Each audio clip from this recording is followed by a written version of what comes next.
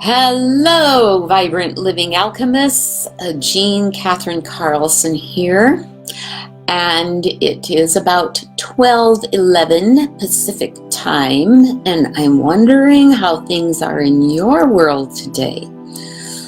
How are they on the outside? How are they on the inside? Hi, Lori. Thanks for joining us today. I want to look at today this whole concept of waking up, lightening up, and this time of looking at this time as a really powerful contrast time globally, collectively, and personally, and such a great opportunity. So let's see where this goes. First thing I want to share with you is, thank you for those hearts. The first thing I want to share with you is a personal story of how I've been having trouble sleeping.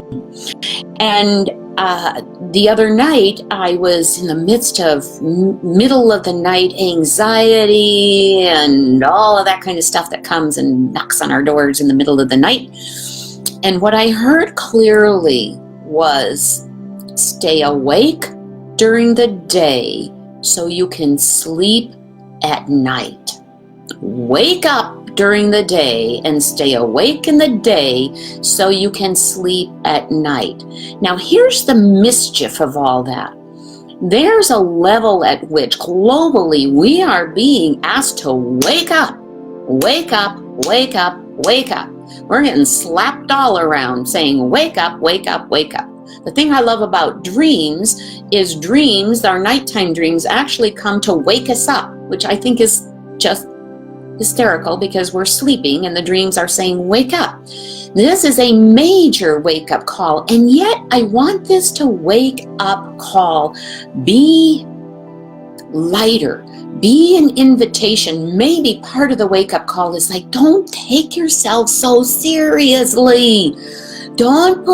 Talking to myself, don't put all your eggs in the financial basket that somehow it's the stock that's going to support me, that somehow it's my bank accounts that are going to support me, somehow it's my job, somehow it's the being able to be free in the world that is like where my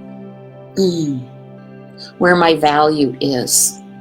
Because right now, tuning in, within is where our greatest value is. And that's what I believe this wake-up call is about, is to turn within and claim our inner sovereignty, claim who we are, claim the truth of it. There was something I read about faith, and it says, when faced with a challenging situation or dilemma, hello, big time, most of us hope we will have enough faith so spirit can act, right? Now listen to this. Could it be that in these moments right now, this is the wake up, could it be that in these moments, God is hoping we are willing to become a person through whom spirit can speak? Oh my gosh. So what if we woke up every morning and said, hey, God, spirit, universe, divine, Buddha, all y'all, however I speak to that more intelligent part, that intelligent life itself, love, I am willing to become a person through whom you can speak and act today. I'm willing to say yes to that and realize that the fears and the anger and the isolation I've been feeling, that's a lot that I've created in my mind. Understandable. And there's a bigger picture. So let's wake up to the bigger picture and say yes. Now, the other piece that I want to bring in, and then we will tap, the other piece that I want to bring is from the Fasting and Feasting booklet today, is called I Fast from Stress.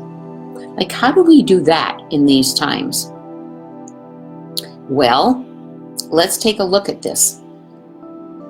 Stress is often right now, in my imagined version of all of our lives, at least the ones, not all of our lives, not on this planet, not all of our lives on this planet.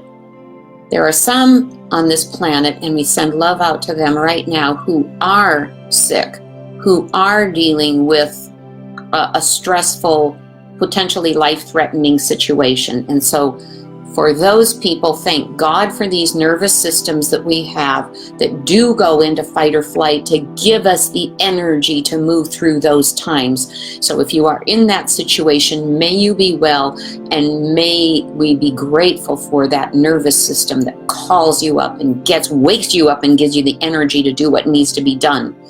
Then there are many of us, the rest of us on this planet, and it's the majority, way the majority. The rest of us are reacting to stress based on perception. It is my fear, not the reality, that the body responds to in the same way. The body doesn't know the difference between imagined threat and real threat. It turns that cascade of hormones on that doesn't help us. How well do I know that? It doesn't help me when I go into anxiety mode, and yet there's something automatic about that. I think we're in this place of really retraining ourselves, and when we start feeling, each one of us needs to know when the body is starting to go into that fight or flight place and say, wait a minute, pattern interrupt here. Brain, I don't know how this works. You can play with this yourself. Brain, mind, interaction with the body. I choose angels. Help me call myself back. Help me call myself back to being present, to be saying yes, to being the spokesperson for love, for the divine. So, from that kind of stress, we want to fast and practice a pattern interrupt. So, feel it. And we'll tap on that in a moment.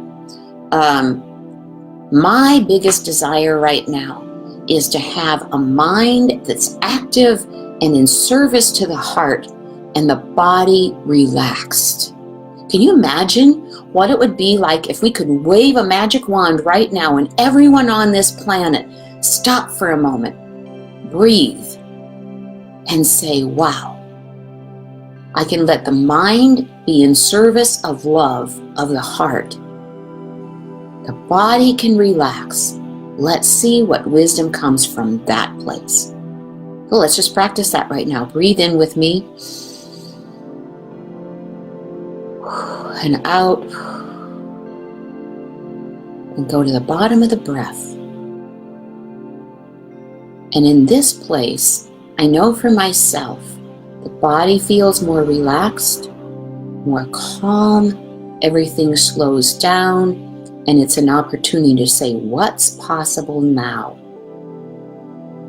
And if we have to do that every 10 minutes, every 5 minutes, that's okay. So we're retraining our autonomic nervous system, which is, we were called to it. It can be done, and it takes practice. So let's see. This fasting, when we practice this, it allows us to wake up. It allows us to be centered, and it allows the body to return to its natural, relaxed state. And in these moments, we can pray, I am poised and serene. Nothing can disturb the calm peace of my soul. Peace be still, and so it is. So I'd like to, we're going to come back to that prayer. We're going to close with that prayer. Right now, let's tap. So yes, Lori, wake up. Wake up, eyes open. And be gentle with ourselves when we fall asleep. How is it easy to fall asleep? Oh, it's real easy to fall asleep. Oh, I might get distracted by a game or scrolling through Facebook or doing anything that helps me, gives me some relief. Consciously choose distractions, yes. Finding when we're falling asleep, wake ourselves up, say, wait a minute, is this the best way to say yes to the divine in this moment, to the divine in me and to the divine in the world? So let's go ahead and tap. So let's see. For those of you, oh wait, I see there are some other. Breathing brings me back, yes. If there is a particular, I'd like you to feel in right now. I know there's emotions flying out there in the world. Is there something in particular you would like to tap on today? If not, I am just going to call up the usual suspects. And one of the big ones is fear of the unknown, fear of the virus. And by the way, had an interesting visitor yesterday. And because I think there's this vulture is going to help us with tapping also. The vulture visited yesterday from an oracle deck. And listen to this, what the vulture says. The vulture says, first of all, the vulture is perhaps the most misunderstood creature of all. This intriguing bird balances our ecosystems. This bird balances our ecosystems and prevents the spread of disease. So I'm calling up on vulture energy right now to support this planet in neutralizing, in supporting the virus to go more neutral so that it can be actually positive for us, and that vulture can help us clean that up. I just love that. Oh my gosh. It does the dirty work that no one else wants to do and cleans up our messes. So the vulture appears when there's a situation that needs to be purified or brought back into balance. And here's the deal. This is why I brought this in before tapping. When we're in balance with vulture, we're clear, and wisdom is revealed. So when in balance, clarifies and reveals wisdom. When we're out of balance, it's dramatic and aggressive. Have you noticed that at all in our universe right now? Oh my gosh, the airways are full of it. So dramatic and aggressive is when we're out of balance. And to bring it back into balance, clean your space and sage. So right now we're going to go inside and we're going to do some inner cleaning, inner cleansing of the drama and the, what was the other word? Drama and aggressiveness. Drama and aggressiveness. So let's clear that out, the fear and the aggressiveness. And if anything pops up for you, feel free to put it in the, okay, amen to the vulture, amen with balance. Okay, good. I'm learning how to scroll up. Oh, I'm learning how to catch your messages. Yay. So let's tap on the beginning of the Radha chakra. Again, if I know we've been instructed not to touch our faces, so if you've just washed your hands, use hand sanitizer. Please take care of yourselves. Be responsible for your own well-being. And if you don't feel comfortable touching your face, you can just tap here the whole way through. It's easy. So I, though, have used hand sanitizer, and so I am going to touch my face. You start on the hand, on the beginning of on the karate chop. And repeat after me, out loud. Even though there's all this drama and aggression in the world, and the anxiety and overwhelm that comes with it,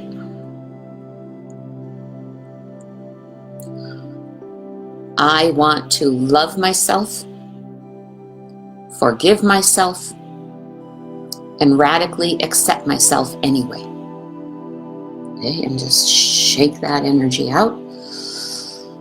Okay, and let's see if we can get the energy running in our bodies so that we can clear out, like the vulture asks us to do on the beginning, on the karate chop. Even though there's all this aggression and drama in the world, and sometimes I get caught up in it, and it doesn't feel good. And I want to find a way to love, honor, and accept all of me. And maybe everybody on this dear planet. Okay, and shaking that out. Whew. And one more time on the karate chop. Even though there's all this aggression and drama going on in the world, and it creates a lot of anxiety in me. And I want to find a way to clean up my inner space and love, honor, and accept all of me. and maybe everybody in the world, and maybe even the coronavirus itself. And shaking that out. Okay, beginning of the eyebrows. All this drama and aggression in the world on the outside of the eyebrows. All this overwhelm under the eyes. All this fear of the unknown under the nose and on the chin. All this resistance to staying home on the collarbone. All the all the altercations within our families and on the wrists, because we're underfoot right now. And on the top of the head. And even if we're all by ourselves, like I am, beginning of the eyebrows, there's the inner altercations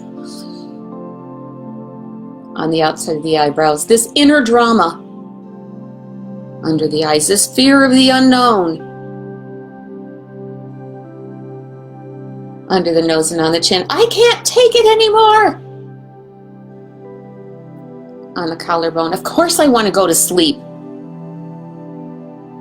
on the wrists. That makes a lot of sense to me.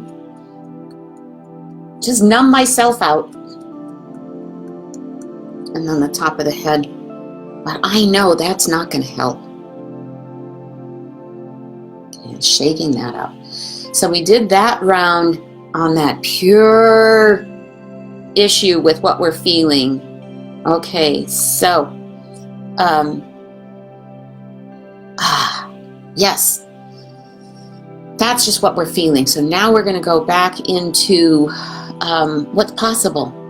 So if we let go of the overwhelm, what's possible? So let's go on to the karate chop and repeating after me, even though. And thank you, Maggie, for saying goodbye. Even though there's all this drama and overwhelm in the world, and I get caught up in it, I want to love, honor, and accept all of me anyway. And love everyone else in this world. And love even the coronavirus.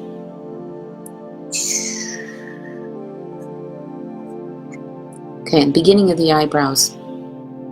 It's kind of beginning of the eyebrows. It's kind of crazy on the outside of the eyebrows to imagine thanking the coronavirus under the eyes. It's definitely a wake-up call under the nose and on the chin. And at one level, on the collarbone, it's just as easy to imagine, and on the wrists, sending love to it so it might neutralize. On the top of the head, as it is to imagine it as the enemy. On the beginning of the eyebrows, what if there's never been an enemy? On the outside of the eyebrows, what if we have created enemies within us? Under the eyes, what if there's a much brighter future because of this? Under the nose and on the chin. And what if I could be a part of that? On the collarbone. What if we could begin right now a pandemic of love? And on the wrists, so that the love energy ripples out into the world. On the top of the head, starting with me,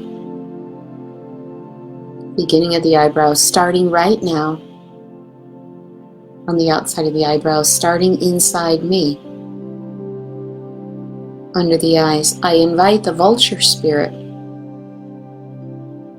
under the nose and on the chin to help me on the inner plane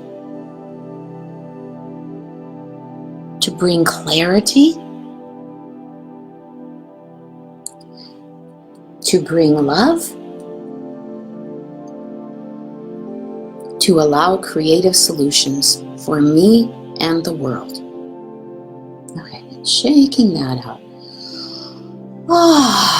Saying yes to what is being called for us, and each one will be called to something different. So now let's put the left wrist in your right hand and just wrapping your fingers around the wrist. You can leave your wrist on your lap. I'm just showing you so that you can see what it looks like. And now relaxing and squeezing, and just repeat after me. Let it go, let it go, let it go. Let go of the stress. Let go of the overwhelm. Let go of the fear. Let go of anything that's in the way of me saying yes to spirit, to love. And then one more time as you're squeezing gently, let it go, let it go, let it go. And breathing in and putting your hands on your lap and say peace. Breathing in. Peace. And from this place, I invite you to gently tap on your collarbone and repeat after me this prayer. I am poised and serene. Nothing can disturb the calm peace of my soul. Peace, be still. And so it is. Thank you for tapping with me today. I wish you all moments of waking up, of surrendering, of saying yes to spirit, because when we do, this time of powerful contrast will reveal the potential that's available now in your life and in this world, in this globe, on this beautiful planet. I will be back again tomorrow at 8:15 Pacific time in the morning. I would love to see you. Thank you, thank you, thank you for tapping with me. Thank you, Lori. Thank you all who are on here live. And for any of you who watch the recording, if you would like more support, please let me know. Reminding you that on March 28th, Maggie Schreiber and I will be offering a 2-hour combination tapping, oracle reading, lots of magic. Just private message me on Facebook and I will be glad to include you on that invitation list. It is our gift to you. There's absolutely no charge. Thank you so much. See you tomorrow at 8:15. Bye.